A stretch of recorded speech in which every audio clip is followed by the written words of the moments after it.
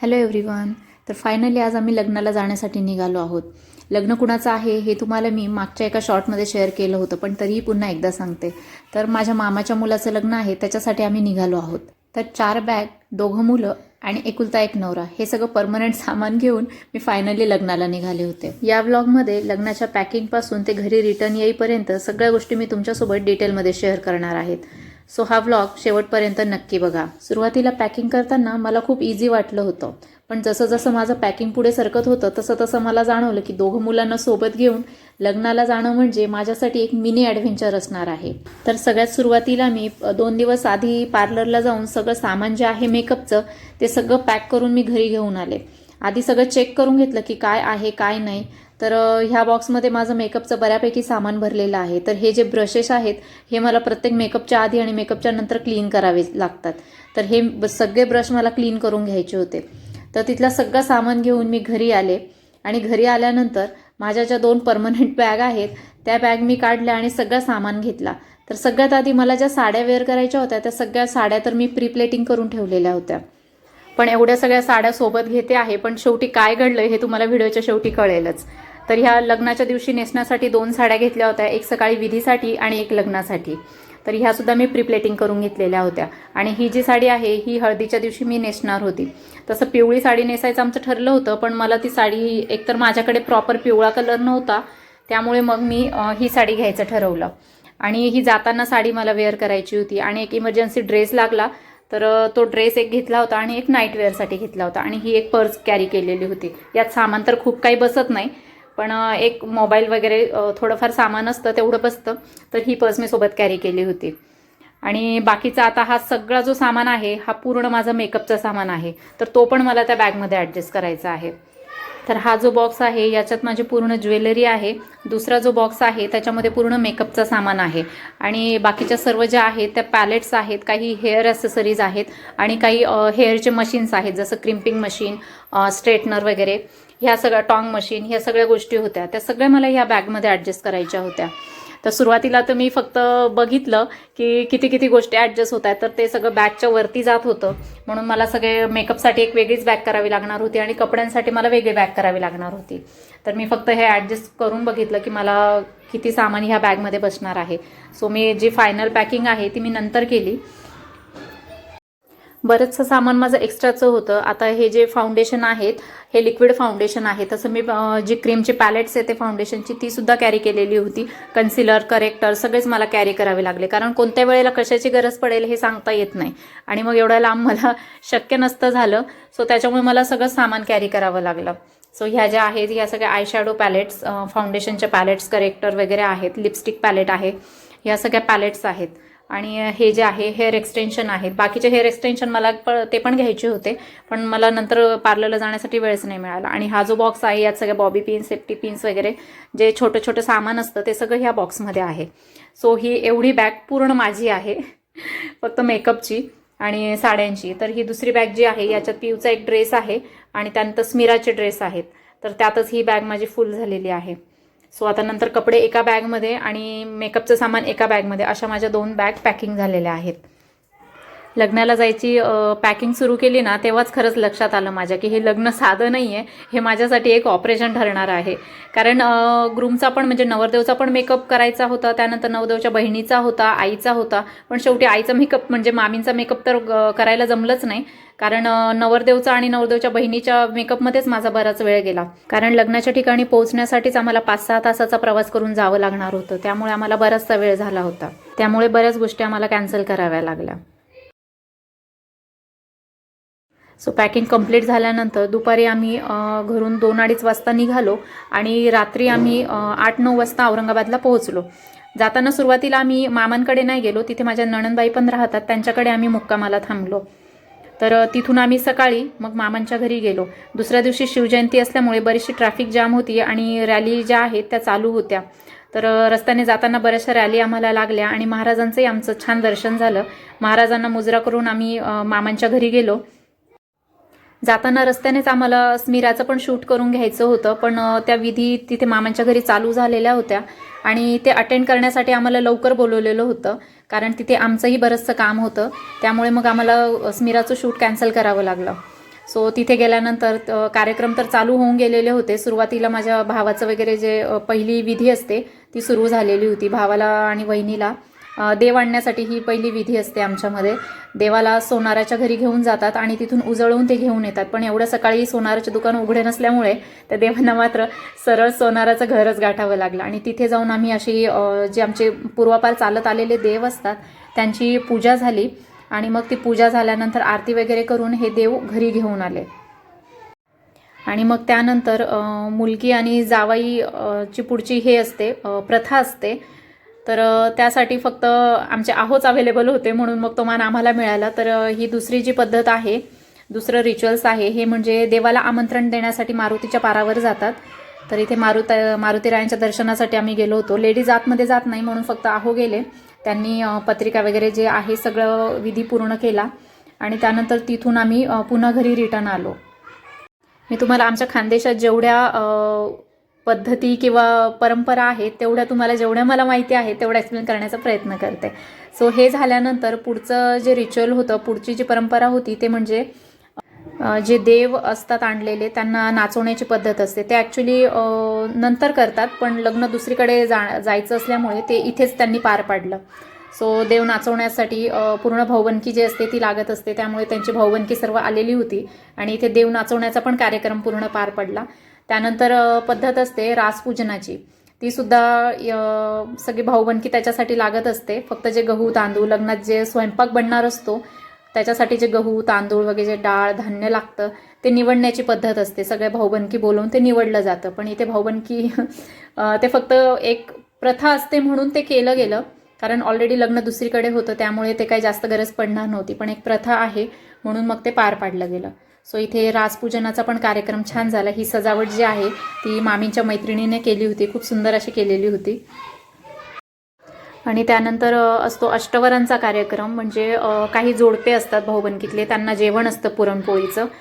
आणि एक धनगराचं जोडपं असतं, असं त्यांना जेवण असतं. आणि जे सगळे भाऊबंदकी वगैरे सगळी जमा झालेली असते, नातेवाईक जमा झालेले असतात, त्यांच्यासाठी जेवण केलेलं असतं. तर तो जेवणाचाही कार्यक्रम पार पडला.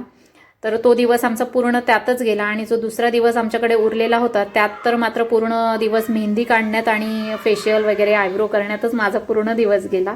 आणि हो, ज्या दिवशी आम्ही लग्नघरी गेलो, मामांकडे गेलो, त्या दिवशी शिवजयंती असल्यामुळे स्मिराचं मला जे व्हिडिओ शूट करायचं होतं ते व्हिडिओ शूट मी तिथे जवळपासच एका ठिकाणी जाऊन महाराजांच्या मूर्तीचं दर्शन घेऊन तिथे मी तिचं व्हिडिओ शूट पण कंप्लीट करून घेतलं होतं. आणि इथे आम्ही हळदीच्या दिवशी सकाळी 11 वाजता आम्ही सर्वजण निघालो होतो व्हेन्यूला जाण्यासाठी, म्हणजे जिथे लग्न आहे अमळनेरला. तर ते जाताना रस्त्यात आम्हाला एक मंगळग्रहाचं मंदिर लागलं. हे मंदिर माझ्या माहितीनुसार महाराष्ट्रात फक्त एकच मंदिर आहे. तर त्या ठिकाणी मी 10 मिनिटं थांबून फक्त दर्शन घेतलं आणि आम्ही परत तिथून प्रवास सुरू केला. आणि जिथे लग्न होतं तिथे व्हेन्यूला आम्ही पोहोचलो. हे मंदिर आणि मंदिराच्या आजूबाजूचा परिसर पण खूप मस्त आहे. मुलांनी सुद्धा इथे खूप छान एन्जॉय केलं. त्यानंतर 2-4 फोटो वगैरे काढून आम्ही इथून लगेच निघालो. ज्यांच्या कुंडलीत मंगळ असतो ना त्यांची पूजा इथे या मंदिरामध्ये केली जाते. खूप लांबून लांबून लोक दर्शनासाठी आणि पूजेसाठी या मंदिरात नेहमी येत असतात. फायनली कार्यालयात आम्ही 5:30-6ला पोहोचलो आणि तिथे गेल्यानंतर हळदीची तयारी तर झालेली होती. त्यानंतर मग आम्ही पोहोचल्यानंतर लगेच नवरदेवचा त्याच्या बहिणीचा मेकअप केला आणि उरलेल्या वेळात मग आम्ही तयारी केली आणि तसेच आम्ही हळदीला पोहोचलो. तर इथे हळदीला पोहोचल्यानंतर तिथे बरीचशी जागा मोकळी मुलांना मिळाली होती खेळण्यासाठी. तर तिथे मुलांनी मनसोक्त अशा उड्या मारल्या, खूप एन्जॉय केलं, डान्स केला. आणि स्मिराला बरेचसे तिचे आवडते लोक भेटले होते त्याच्यामुळे ती खूप एन्जॉय करत होती. तिची पिऊ दिदी तर 2 दिवसापासून तिच्यासोबतच होती, सोनी मावशी पण होती. पण चिऊ दिदी आणि गुड्डी मावशी अचानक दिसले आणि ती खूप खुश झाली. त्याच्यामुळे तिने खूप त्यांच्यासोबत एन्जॉय केला. हळदीच्या दिवशी तिने मला अजिबात त्रास नाही दिला, खूप एन्जॉय केला. पण लग्नाच्या दिवशी मात्र तिने थोडा मला त्रास दिला. तिचीही तब्येत बरी नव्हती आणि माझीही तब्येत बरी नव्हती. काय झालं ते मी तुम्हाला पुढे सांगतेच.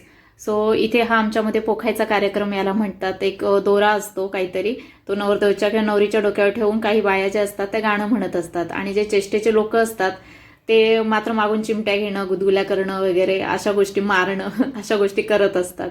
तर हा कार्यक्रम खूप आम्ही एन्जॉय करतो. इथे माझी पण हालत खूप बेकार केली होती माझ्या माम्यांनी आणि त्यांच्या मुलींनी. सो इथे मला प्रोटेक्ट करण्यासाठी माझ्या मावस बहिणी होत्या माझ्या मागे. सो तरी त्यांनी माझी हालत खूप खराब केली होती. सो आम्ही एकमेकांना प्रोटेक्ट करायचं काम करत होतो. सो अशा प्रकारे आमचा त्यानंतर रात्री खूप आम्ही नाचलो. आणि त्यानंतर सकाळी खूप सकाळी म्हणजे 7 वाजता वैदिक पद्धतीने लग्न होतं. सो त्याच्यासाठी मी इथे नवरदेवाची तयारी करत होती. काही मी व्हिडिओ शूट्स नाही केले, पण जेवढे झाले तेवढे मी तुमच्यासोबत शेअर करते. सो इथे नवरदेवाचा मेकअप झाल्यानंतर नवरदेवाच्या बहिणीचा पण मेकअप केला आणि मग त्यानंतर स्मिरा वगैरे थोडं शांत झाल्यानंतर तिची झोप वगैरे झाल्यानंतर तिला रेडी केलं मम्मीने आणि त्यानंतर मग मी तयार झाले. तर इथे खाली जेव्हा नवरदेव नवरीचं सगळ्या विधी वगैरे सगळ्या चालू होत्या तोपर्यंत मात्र मी बिना आंघोळीचीच होते आणि सगळेजण रेडी होऊन खाली उभे होते, पण मी मात्र बिना आंघोळीचेच होते. त्यानंतर मग जेव्हा हे चालू झालं, सप्तपदी चालू झाले, तेव्हा मग मी खाली आले होते. तोपर्यंत मला सगळं बॅग पॅकिंग करणं, सगळे तयारी करणं वगैरे सगळं माझं बाकी होतं. सो हा एवढा सगळा पसारा मला आवरायचा होता आणि तयारी करून मला खाली जायचं होतं. सो आंघोळ करून मी इथे छान रेडी झाले. मेकअप तर मी खूप जास्त नाही केला, खूप लाईट मेकअप केला. साडी वेअर केली आणि जी साडी लग्नासाठी आणली होती ती मात्र मी नेसलीच नाही. हीच साडी मी दिवसभर वेअर केली होती, कारण माझं खूप डोकंही दुखत होतं आणि तापही होता, कारण रात्री झोप झालेली नव्हती. सो इथे सप्तपदी झालेले होते, म्हणजे सप्तपदी चालू होते त्यावेळेला मी खाली गेले आणि हा छोटासा व्हिडिओ त्यांचा शूट केला. सो ते सगळं वैदिक पद्धतीने झाल्यानंतर लग्नासाठी त्यांना रेडी करायचं होतं. पुन्हा नवरदेवचं टचअप केलं आणि हे मामांच्या मुलीचं पण नंतर मी लुक चेंज केला. सो हा तिचा लग्नाच्या दिवशीचा सेकंड लुक होता. तर हे झाल्यानंतर मग पुन्हा आम्ही खाली गेलो. मी मात्र साडी चेंज नाही केली, कारण मला खूप त्रास होत होता, त्यामुळे मग मी ते अवॉइड केलं. तर सकाळी जेव्हा मी नवरदेवाचं टचअप करत होते त्यावेळेला स्मिरा बेडवर उभी होती आणि थोडं किरकिर करत होती. झोपेतून ती चालूच उठलेली होती. तर तिचा अचानक मागे तोल गेला आणि ती खूप जोरात बेडवरनं खाली पडली आणि तिला डोक्याला मागे लागलं, त्यामुळे ती खूप रडत होती. सो त्याच्यामुळे मग मला ते सुद्धा थोडंसं टेन्शन आलं होतं, त्यामुळे मग माझी अजिबात तयारी करण्याची इच्छा नव्हती. सो मी त्याच साडीवर दिवसभर राहिले आणि लग्नाची साडी मग मी वेअर केलीच नाही. सो इथे सगळं झाल्यानंतर लग्नाच्या आधी नवरदेव आमच्यामध्ये पारावर जातो आणि तिथून मग नाचत नाचत सगळे हॉलपर्यंत येतात. सो इथे आमचं नाचगाणं वगैरे चालू होतं. त्यानंतर ते सगळं आटपून आम्ही इथे लग्नाच्या मंडपात पुन्हा आलो. सो इथे सगळे लग्नाच्या ज्या प्रथा वगैरे सगळ्या पार पडल्या आणि त्यानंतर सगळे आमचं फोटोशूट वगैरे सगळं आटपून आम्ही परतीच्या प्रवासाला निघालो. सो इथे नवरदेव नवरीचं छान छोटंसं स्वागत झालं होतं. रात्री 9-9:30च्या आसपास काहीतरी आम्ही घरी पोहोचलो असू, कारण प्रवास 5-6 तासाचा असल्यामुळे खूप आम्हाला वेळ झालेला होता. सो इथे नवरीचं स्वागत झालं, त्यानंतर तिचा गृहप्रवेश वगैरे सगळं आटोपलं. सगळ्यांच्या पाया पडणं वगैरे, नाव घेणं, हे ते असे छोट्या मोठ्या सगळ्या रिच्युअल्स पार पडल्या आणि रात्री जेवण करून आम्ही झोपलो. आता पुढे अजून दुसऱ्या दिवशी हळद फेडण्याचा आमचा कार्यक्रम असतो, तो पण मी तुम्हाला सांगते. तो सुद्धा आमच्यामध्ये खूप एन्जॉय केला जातो. सो हे रात्रीचं सगळे कार्यक्रम आटोपल्यानंतर दुसऱ्या दिवशी सकाळी जे हळदीचे कपडे असतात ते नवरदेव नवरीने घालायचे आणि हा गुळण्यांचा कार्यक्रम आमच्याकडे असतो. नवरदेव नवरीने एकमेकांच्या अंगावर गुळण्या टाकायच्या असतात. कोण जास्त गुळण्या टाकतं आणि खूप जोरात गुळण्या टाकतं अशी त्यांची स्पर्धा असते थोडक्यात. सो ही प्रथा पण पार पडली आणि ह्या वेळेला मात्र सगळेजण पाणी खेळत असतात लिटरली आणि सगळे ओले झालेले असतात. पण तिथे जिथे आम्ही गेलो होतो लग्नाला, छत्रपती संभाजीनगरला, तिथे पाण्याची कमतरता असल्यामुळे जरा आम्ही पाणी कमी खेळतो. पण जेव्हा आम्ही आमच्या गावाकडे वगैरे असतो ना, तिथे पाणी भरपूर प्रमाणात असतं, विहिरी वगैरे असल्यामुळे. सो तिथे मात्र आम्ही हा प्रोग्राम खूप जास्त एन्जॉय करतो. इथे मात्र आम्ही खूप थोडक्यात आटोपला होता. सो इथे मी माझ्या मामाच्या मुलाला, जो भावी नवरदेव आहे, त्याला ओलं केलं. त्यानंतर नवरदेवाला ओलं केलं. गरम पाण्याने आंघोळ केल्यानंतर मी त्याच्या अंगावर मस्तपैकी गार पाणी ओतलं आणि तिथे त्याची मोठी मम्मी त्याला प्रोटेक्ट करत होते. सो अशा प्रकारेने आम्ही हे लग्न खूप एन्जॉय केलं. बऱ्याच वर्षानंतर आमच्या घरात हे लग्न होतं. सो आम्ही खूप एन्जॉय केलं. आता कंटिन्यू आमच्याकडे दरवर्षी लग्न असणार आहेत. सो मी येणाऱ्या व्लॉगमध्ये तुम्हाला ते दिसतीलच. आणि त्यानंतर ते नवरदेव नवरी फ्रेश झाले आणि इथे हा काकण पोयत्याचा एक परत प्रोग्राम असतो, तो पण खूप छान असतो. ते हातातले काकण सोडून ते पाण्यात टाकायचे आणि त्यांना ते शोधायला लावायचे. कोण 3 वेळा करायला लावतात, कोण जास्त वेळा शोधतं तो जिंकतो आणि मग तो संसार चांगला करतो किंवा त्याच्या हातात संसार असतो असं म्हटलं जातं. तर त्यानंतर अंगठी टाकतात, काकण टाकतात, ह्या 2-4 गोष्टी टाकून ते नवरदेव नवरी एक थोडक्यात ते असं असू शकतं. पूर्वीच्या काळी नवरदेव नवरीमध्ये एवढं बॉन्डिंग नसायचं, एकमेकाला पाहिलेलं नसायचं. आता तर काय लगेच फोनवर बोलणं वगैरे होतं, भेटीगाठी होतात.